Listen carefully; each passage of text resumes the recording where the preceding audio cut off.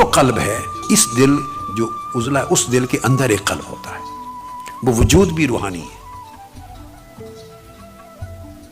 وہ روح کا مرکز ہے، ہیڈ کوارٹر ہے جہاں روح جنم لیتی ہے۔ تو فرمایا اگر یہ سنور گیا تو پورا جسم سنور جاتا ہے، اطاعت گزار اور نیک ہو جاتا ہے۔ وَإِذَا فَسَدَتْ، اگر خراب ہو گیا، فَسَدَ الْجَسَدُ كُلُّهُ، تو پورا جسم فساد پذیر ہو جاتا ہے، خراب ہو جاتا ہے۔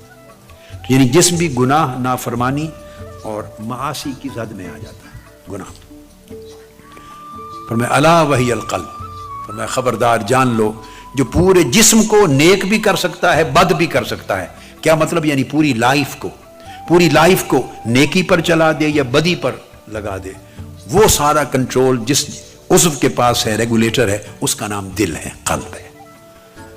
آقا علیہ السلام نے یہ بھی ارشاد فرمایا لا یستقیم العبد حتی یستقیم قلبہ، کوئی شخص اس وقت تک نیکی پر استقامت نہیں پا سکتا، نیکی پر قائم اور دائم، نیکی کے اوپر اسٹیڈ فاسٹ، نیکی پر فرم، رائچسنس پر، پائٹی پر فرم نہیں ہو سکتا، اس کو اسٹرینگتھ اس کی پائٹی کو نہیں مل سکتی